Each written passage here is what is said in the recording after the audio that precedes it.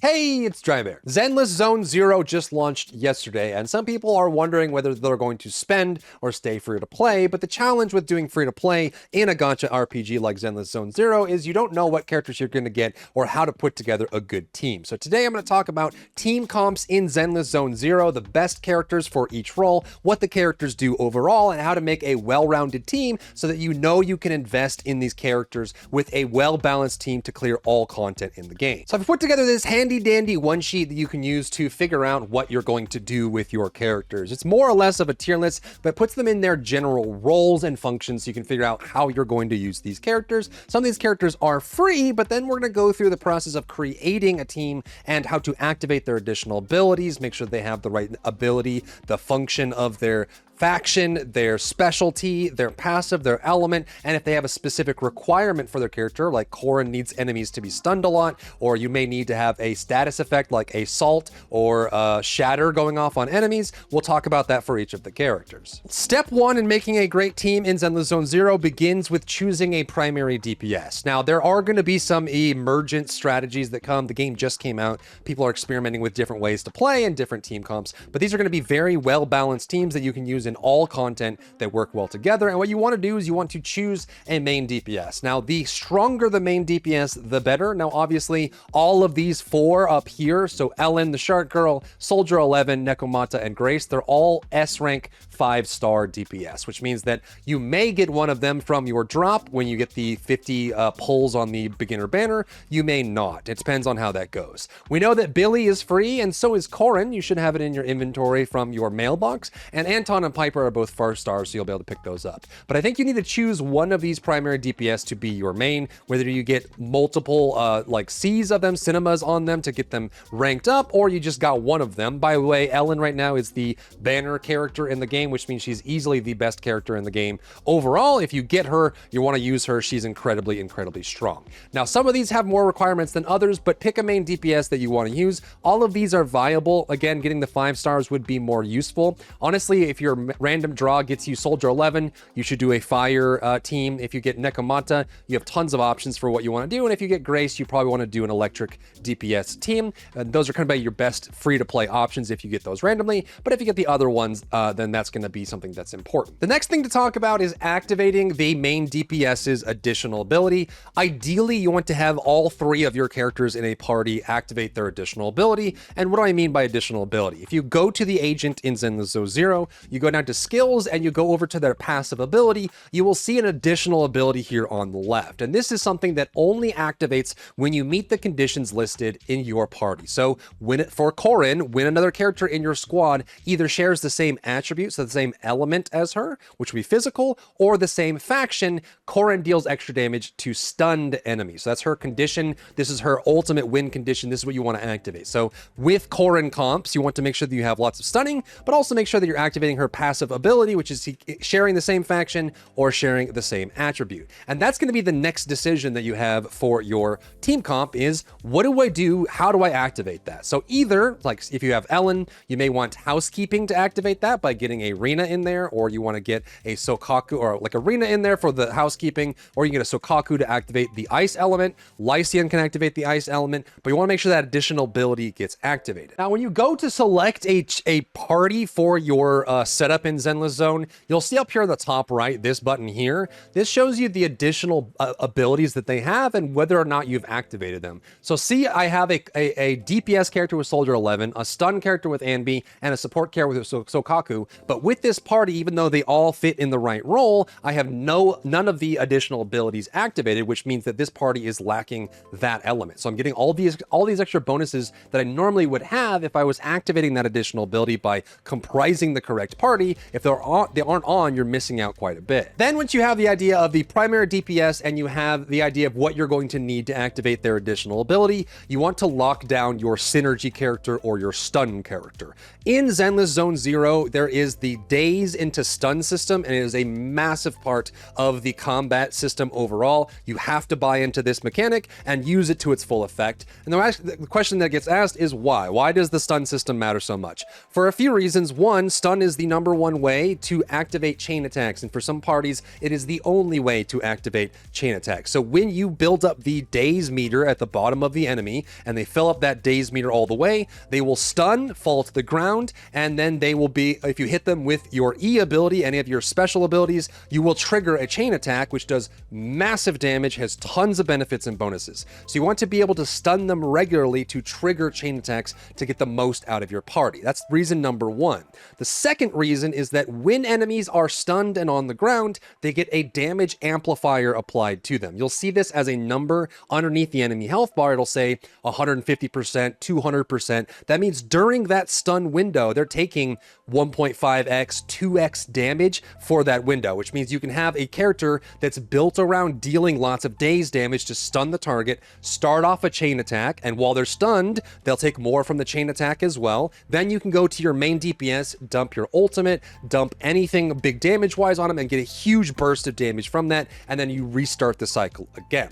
Currently, there's only about 3 characters that excel very well at dealing enough daze damage to regularly stun, and that's going to be Lycian, the Wolf Butler, Coleta, the Fire character, and then Anby, the starting Electric character. Those 3 characters are very good at stunning the enemy. They do tons of daze status buildup, and you can also slot in Ben here as well. Ben is kind of in between support and synergy. He does a little bit of both. He has a shield, defense percentage, some absorbing. He has a great defensive assist, which means he can parry big attacks and absorb the damage from them, which is super useful, but he doesn't do quite as much stun or daze as these other 3 characters. Honestly, if you get Coleta, she's a perfect fit to do that. She does tons of daze, but she's not quite as powerful as Lycian would be overall. So now we have our main DPS, we know how to activate the additional ability on them, and now we've picked out our stun or synergy character that's going to be triggering our chain attacks, triggering our bonuses, getting our damage amplifiers on the target, and then we round it out with a support character. Currently, there are 4 very good supports in the game. You could probably argue on their ordering or where they sit in a tier list, but in general, Rina, Sokaku, Lucy, and Nicole are all excellent at support. Support isn't the same traditional support you'd have in other RPGs. They don't always have to heal, but they do provide either very good status buildup, great buffs for the team to give them more damage, or debuffs on the target to give everyone more benefit, more damage, that sort of thing, or they have some kind of synergistic bonus that makes another character better in some way. So for example, Rina can provide a lot of bonus to Anton, for example, or Grace, because she amplifies shock. Very good for that. So Kaku is an excellent support to pick up, and you get her for free by completing the chapter 2 story in the game. And she has a ton of status buildup for Shatter, but she also applies a big fat DPS buff to the other party members as well. Super good there. Nicole can give damage or defense down on the target. So if you have a target, like if you're running a character that needs penetration, you can either run Rina or you can run Nicole. Either Rina gives penetration or Nicole will give defense down on the target, which is useful. And Lucy's just general all around. She has a pet, she adds extra days. She also is a fire, which means she will trigger the additional ability for Soldier 11. Not many characters of that type can, which is good, but you want to round it out that way. Now here's my sheet for the most effective team comps in the game right now, based on everything that we've talked about so far. So this is what you would want to look for each of one. Again, there are going to be comps that are like 2 DPS and a stun, or maybe 3 DPS, and then there's like a split, like 2 of the DPS have decent days build up, or maybe you're going through for like a disorder build, which means you have 3 different elements on that. But all of those are very niche. I would say that these are the primary ones that you would want to go with, and it's based on the carry system. So let's go through these really quick. If you want to do a carry Soldier 11, your best team comp, if you can manage to acquire it, is Soldier 11 for DPS, Coleta for your stun, and Lucy for your support. Reason being is that they are all fire characters. They fill their role. Coleta does amazing stun days build up. Soldier 11 scales very well with damage, and Lucy is a fire support that will activate all the additional abilities and get some extra bonuses in there. Plus, her pet system with the boars is actually really cool and adds some flavor to the overall party. So you'd want to kind of get these 3 characters together. And by the way, if you're in the the game right now trying to finish off this, keep in mind that in the store itself right now, you can actually get an extra Lucy in here. So if you did get Soldier 11, you can get Lucy right here as part of the system. And you're probably better off saving for these 5-star S engines, but if you really needed to, you can get an extra Billy or you can get an extra Lucy in here as part of that system, and these will rotate over time if you're trying to fill that out. Next is what I would argue is the best team comp in the game right now. If you can finish this team comp and get them set up with engines and really good hyperdisks, I think this is probably the best, highest performing team comp that you can run right now, and it's because it's based on the power of Ellen. So if you get Ellen from the banner, the actual limited banner that's existing right now, she's an ice character and she is insanely strong. She has vortex effects on her attack. She's very fast. All of her transitions are strong. Her assists are very good. Her chain attacks are amazing. Her ultimate is insanely good. She's just the best character all around. So if you can get Shark Girl from the limited banner, excellent. You can set her up for success by adding in synergy for Lycian. He will trigger the ice passive so they get the additional ability, and he does a metric buttload of daze damage to get those chain attacks going and also get the damage amp as well. And she's perfect with Sokaku. Sokaku has some ice damage increases on her benefits. She also has a buff she will pass over to Ellen, which is really good. So both those buffs stack together to make Ellen even stronger. You can also get Sokaku for free as part of the story. There's an event right now where you can get one Sokaku from the finishing chapter 2, and she's also rayed up on Ellen's banner as well. So this is your ice comp, super strong, very good to go with. For Nikomata, the problem with Nikomata is she doesn't really have any requirements for synergies. Like if you actually look at her as a character, she doesn't really have any needs. She's just kind of like a standalone character. Like you just need to have a character that can do assault, which is really good. I think she can trigger this herself. She has one of the most common factions in the game with cunning hairs. You get a bunch of free cunning hair characters, and she's physical as well.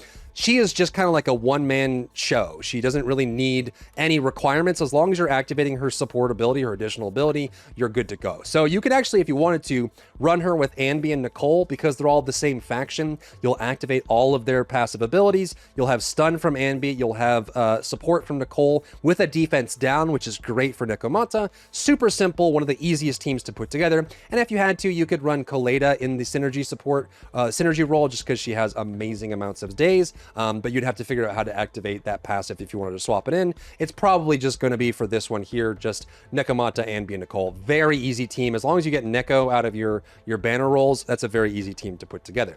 If you wanted to run Grace, Grace is the last of these 5 stars that we're going to talk about here. Grace actually runs a little bit in between support and DPS. She can run, or synergy and DPS. She can run. She does have a decent amount of daze damage, but I would say she shines the most in the DPS role. She does a lot of damage, a lot of hit damage. She's an anomaly character, which means she's going to do a lot of buildup of shock. And if you have a shock team that can build off of this, she's very, very good. So I love Grace in the DPS role. She has a lot of really cool combos that work for that, and she works as shock as well. So for Grace, we're going to want to get Rena. The main reason being is that Rena is the shock support. So she has an ability where she will increase the duration of shock on enemies. And when shocked enemies are on the field, all squad members increase electric damage. So Rena is a perfect fit for Grace. And then for the second one, the second character here, you just want to get someone that can do a lot of stun. You're not going to be able to activate these as easily. If you go with Koleda,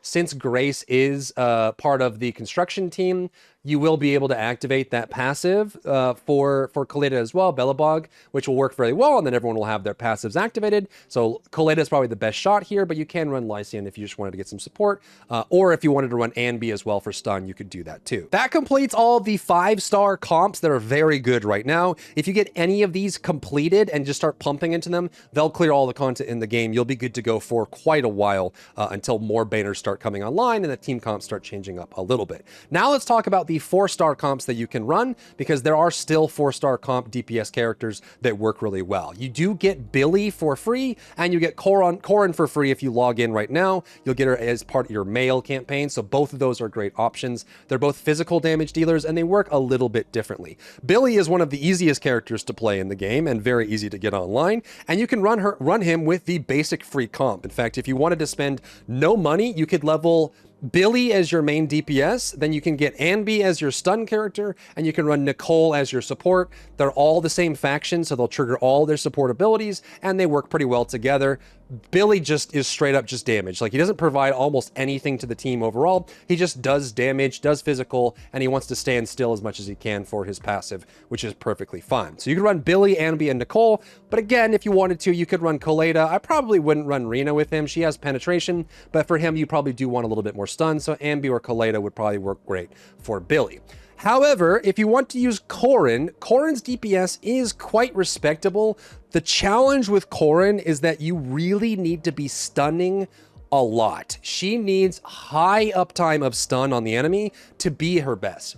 The first reason for that is that she deals 35% more damage to stunned enemies. So if you get like a 200% damage amp on a stun, and you have her passive on top of that, 35% more, she wrecks stunned enemies. But also because a lot of her abilities are channeled. They're charge up abilities. She'll do like the charge blade buzzsaw from Monster Hunter. So she'll shove the blade into him and channel and buzz and do damage. You want to maximize the uptime of that. So every time you have to stop charging your ability on Corrin to dodge something, or you have to quick switch or assist or something like that, you lose a lot of uptime DPS with Corrin. So the best thing for her is to stun, stun, stun, stun, stun, stun, stun. So you could run like Anby and Nicole if you wanted, but I think for Corrin, a better bet would be Lycian and Lucy.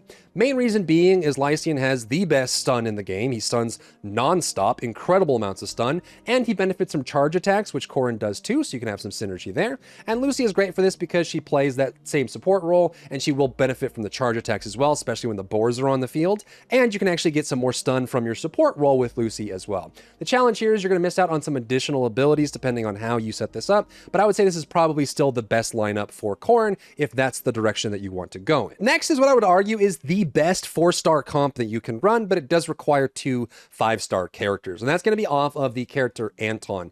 Anton, I'm sure a lot of people are getting. He's right up right now on the limited banner, so pretty easy to get. He is an electric character, and he scales really, really well for a 4-star. Like, he's actually one of the better 4-star damage dealers in the game. Pretty easy to get online. He also has incredible damage bonus on shocked enemies, so if you can run with a full shock lineup, so Rena for the shock bonus, Grace for the shock buildup, like these 3 together, if you don't want to run Grace DPS, you can run with Anton DPS, and then you can even run Anby as the secondary and then Rena as the support. But Anton, when he has Rena as a support, comes online, does tons of damage. He's super fun. If you like Gurren Lagann, that's the character to go with. And the last one that I would recommend here is going to be a Piper carry.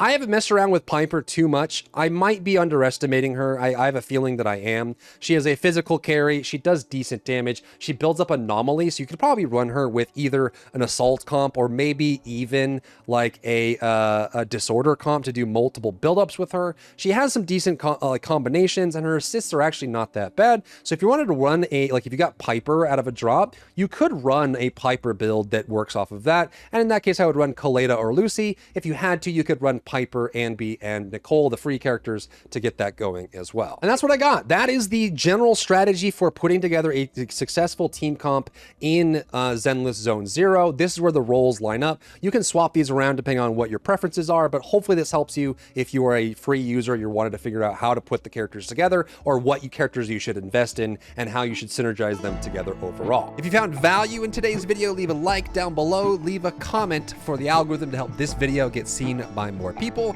and don't forget to check out my other channels for other content and other stuff and other things.